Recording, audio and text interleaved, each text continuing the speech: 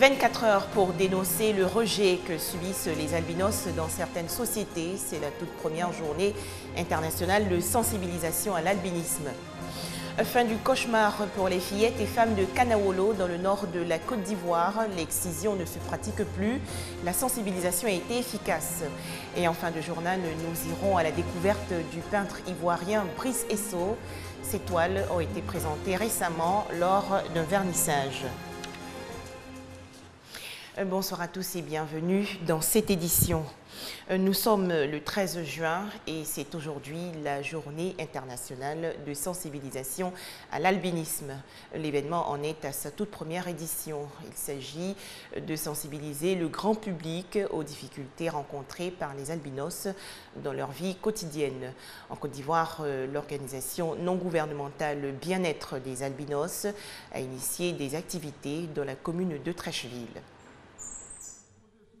En Afrique, les albinos sont traités par une frange de la population comme des génies ou descendants de génies, d'êtres dotés de pouvoirs maléfiques ou bénéfiques. C'est pourquoi certaines personnes les pourchassent pour leurs organes, pour des sacrifices ou des rituels.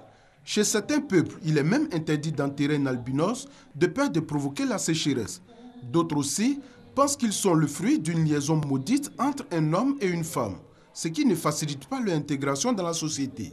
Au début, l'insertion est très difficile.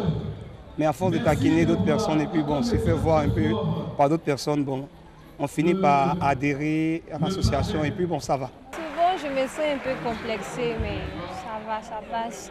Mes camarades me motivent, elles me donnent des conseils de ne pas me sentir gênée. Pourtant, selon les spécialistes, l'albinisme est une anomalie congénitale et héréditaire due à l'absence d'un pigment, la mélanine. C'est une substance qui colore de façon naturelle la peau chez le sujet noir, qui colore cette peau en noir. Et c'est cette absence de mélanine qui fait qu'on parle d'albinisme. Pour mettre fin à la stigmatisation des albinos, l'Organisation des Nations Unies a décrété le 13 juin de chaque année Journée internationale de sensibilisation à l'albinisme. Aujourd'hui, nous célébrons la première édition de cette journée. Nous constatons trois situations aussi graves. Il y a la stigmatisation, il y a le rejet et puis en plus de cela, il y a les problèmes d'acuité visuelle. Pour prévenir les complications qui découlent de cette maladie, il est recommandé aux albinos de consulter un dermatologue et un ophtalmologue et aussi des sorties couvertes. Éviter de sortir au soleil sans se couvrir. Des crèmes qui, avant de sortir sous le soleil, l'albinos doit s'appliquer les mains, le visage, les zones qui seront exposées au soleil. Comme nous sommes dans une zone tropicale en Afrique, cette absence de mélanine à la longue, la conséquence la plus grave, c'est l'apparition de cancers cutanés. Pour la plupart des démunis et donc pas de moyens de s'assurer les soins médicaux, l'ONG Bien-être des albinos de Côte d'Ivoire, Bédassi, plaide pour leur prise en charge médicale afin de leur permettre de profiter de la vie. Car selon les statistiques, 50% des personnes vivant avec l'albinisme meurent avant l'âge de 50 ans. C'était un reportage de Herman Niamia. Les fillettes et femmes de Kanawolo, dans le nord du pays, n'ont plus à se faire du mauvais sang. En effet, l'excision, pratique néfaste étant redoutée, ne se fait plus suite à un programme de sensibilisation élaboré par les cadres de la région. Selon les statistiques, l'ablation partielle au total des organes génitaux touche plus de 100 millions de fillettes et femmes dans le monde. L'excision est l'ablation totale ou partielle du clitoris ou des petites lèvres de la petite fille. Une pratique qui avait cours jusqu'à un passé récent à Kanawolo, village de la sous-préfecture de Niakaramadou. Aujourd'hui, l'excision est abandonnée dans cette localité pour le bonheur des petites filles. Elle a fait beaucoup, mais elle ne peut pas les compter, elle ne connaît pas le nom. Je suis contente parce qu'on ne fait plus l'excision dans mon village. La forêt sacrée, autrefois théâtre de cette pratique, est en partie détruite pour faire place à une école primaire de 3 classes destinée à l'instruction des petites filles de ce village. Pour la rentrée prochaine, Kanawolo a quitté l'obscurité pour accéder à la lumière, passage utile. Chacun dans sa petite famille essaierait de faire une sensibilisation aussi pour que tout ça s'arrête. Ça fait plus de 10 ans, aujourd'hui nous sommes heureux, notre combat a abouti. Les cadres qui ambitionnent de bâtir un village moderne et modèle ont par l'entremise de leur association réalisé plusieurs infrastructures communautaires de base. Âpre a été la lutte et ce n'était pas gagné d'avance, la tradition ayant la peau dure. Des précisions de Kwadio Kwame de RTI Bouaké. Autre actualité, la Fédération nationale des femmes de la Bagoué a procédé récemment à l'investiture de son bureau régional de Daloa dans le Haut-Sassandra. Lors de cette cérémonie, les femmes de la Bagoué se sont engagées à lutter contre la pauvreté. Elles ont également affirmé leur soutien au président de la République, Alassane Ouattara, pour la présidentielle d'octobre prochain.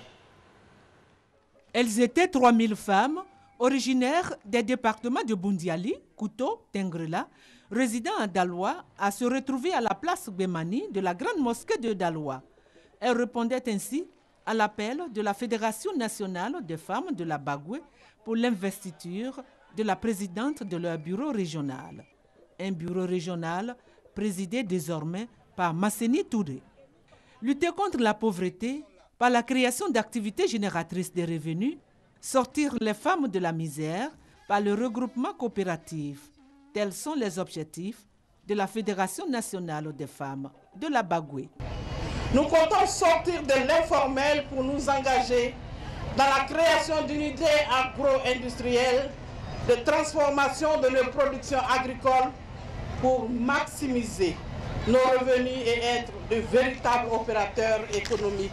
Plusieurs cadres et élus de Daloa ont vivement salué ce regroupement de femmes qui œuvrent pour leur autonomie. Parrain de la cérémonie, Mathieu Daré Babo, ministre des Eaux et Forêts. Il a invité les femmes à œuvrer afin de donner un second mandat au président Alassane Ouattara. Pour pouvoir donner ce second mandat au président, il faut que nous soyons tous électeurs. Et pour être électeur, ça commence par notre inscription sur la liste électorale. Et votre mobilisation à l'inscription sur la liste électorale va indubitablement entraîner vos maris et vos enfants qui ont au moins 18 ans à s'inscrire sur cette liste. Le conseiller spécial du chef de l'État chargé de la jeunesse, Mamadou Touré, a assisté à la cérémonie. La Fédération des femmes de la Bagoué revendique à ce jour un peu plus de 5000 membres repartis sur toute l'étendue du territoire national. C'était un commentaire de Thérèse Yoboué. Une conférence pour préparer les étudiants à l'exercice de la profession comptable. Elle a été prononcée récemment pour les étudiants en comptabilité de l'Institut William Ponty de Yopougon. Thème retenu, le rôle d'un comptable dans une entreprise, cas du Trésor public.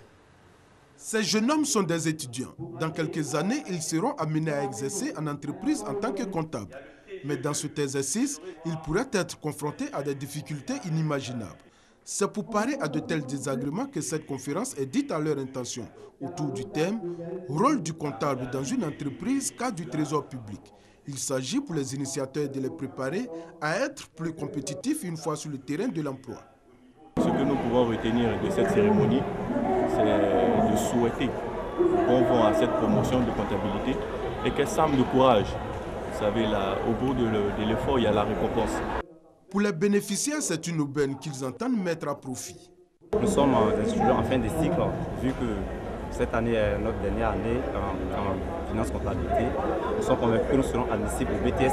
Vraiment, nous attendons des stages, nous attendons aussi notre session dans le milieu professionnel. Nous comptons également aussi sur la participation de tout un chacun pour notre promotion.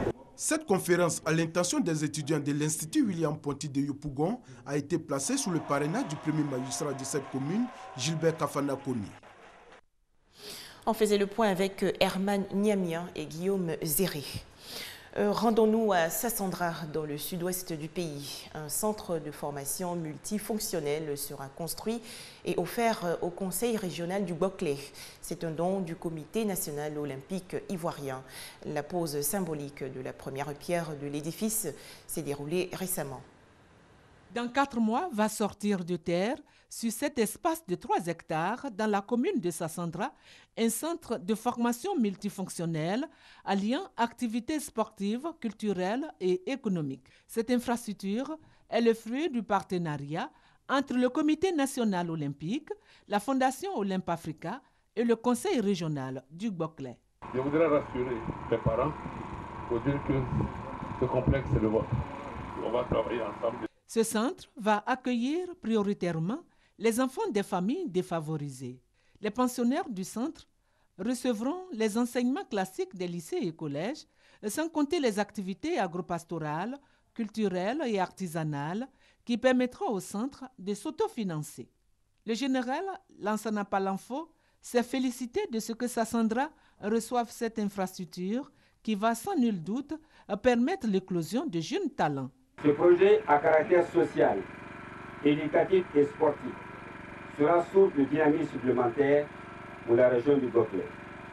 Mieux, par la création de ce centre, deuxième du genre dans notre pays, le premier ayant été réalisé à Soubé, vous venez d'inscrire votre région dans le vaste plateau des centres Olympe Africa, soit exactement 43 centres. Ces centres sont des programmes de développement social par le sport en faveur des populations défavorisées. Le secrétaire général de préfecture a félicité et encouragé le président du conseil régional à poursuivre ces actions qui vont sûrement rattraper le long retard qu'accuse la région du Boclé sur le développement. Des précisions de Thérèse Yoboué. Brice Esso, photographe, designer et peintre, suscite un regain d'intérêt. En témoigne l'exposition de ses toiles intitulée « Tout ou rien ». Belles couleurs, éclat et chaleur. On découvre ses chefs-d'œuvre avec Franck Wadio.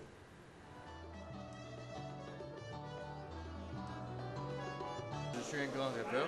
Donc j'ai toujours les yeux portés vers le futur et là j'ai représenté cette jeune fille avec le long cou parce qu'elle a une vue en fait au-dessus de la norme, elle voit plus loin que tout le monde. Avoir une vue au-dessus de la norme pour être plus performant, c'est la devise du Brice Esso. Et pour sa première exposition en Côte d'Ivoire, après 4 années passées aux États-Unis, Brice veut partager avec le public ivoirien sa vision de la peinture. Il ne se fiche pas sur un certain style précis. Il a différents styles qui font sortir différentes facettes de sa personnalité que franchement j'apprécie beaucoup chez un artiste. J'ai été frappée par la simplicité des cadres qui étaient utilisés. C'est à la fois simple et profond. Moi je l'ai suivi aux États-Unis, je suis allé, j'ai vu. Il alliait les études et en même temps la peinture. Chacun a sa vocation, il faut le laisser suivre sa voie. C'est avec la photographie que Brice a fait ses premiers pas dans l'art. Aujourd'hui, c'est dans la peinture qu'il vit sa passion artistique et tout a commencé par ces 2 tableaux. Ma deuxième peinture à l'aquarelle, la peinture à eau, elle est beaucoup expressive parce qu'elle est inspirée d'une de mes photos qui m'a valu un certain prix en fait, à l'extérieur. Et cette deuxième-là est le début de cette série d'illustrations qui est là. Je l'ai faite en novembre. Et c'est un peu ça en fait, j'ai utilisé que des points et des lignes, c'est ce qui a inspiré toutes ces illustrations parce que c'est en ce moment-là que j'ai eu l'amour pour le détail en fait dans les dessins. Après des études en finance, Brice entame l'aventure artistique. Pendant 1 mois, les férus de l'art pictural pourront apprécier ses œuvres à la galerie du Miroir de l'âme. Au Burundi, 17 partis d'opposition menacent de ne pas participer aux législatives du 29 juin et à la présidentielle du 15 juillet prochain si le calendrier est maintenu et si le pouvoir refuse de reprendre le dialogue. L'opposition dénonce également l'illégitimité de la commission électorale dont le Parlement vient de valider la nouvelle composition. La crise ukrainienne, les autorités de Kiev redoutent aujourd'hui une escalade de la violence alors qu'un de leurs consulat a été pris pour cible dans le sud de la Russie. À noter que 6 soldats ont été tués au cours des dernières 24 heures dans l'est séparatiste pro-russe de l'Ukraine. Enfin, des manifestations pacifiques d'environ 200 migrants à la frontière franco-italienne. Ils expriment leur mécontentement parce que les gendarmes leur bloquent le passage. Certains ont entamé une grève de la faim. Et voilà, c'est la fin de ce journal. À toutes et à tous, merci de l'avoir suivi.